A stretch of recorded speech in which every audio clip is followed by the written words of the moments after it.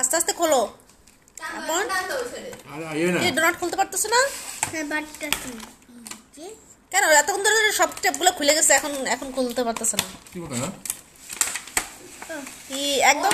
আচ্ছা, ওরা এরকম সাইজ মতো প্যাক কেমনে করলো? পাঁচটা, আমরা পাঁচজন, পাঁচটা পাঁচটা করে প্যাক করা সবগুলাই। কেমনে সাইজ করলো এরকম?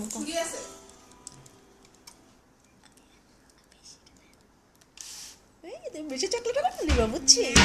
হ্যাঁ, ম্যাক্সিমাম ফ্যামিলিতে 5 জন থাকে, ম্যাক্সিমামে 4 জন থাকে।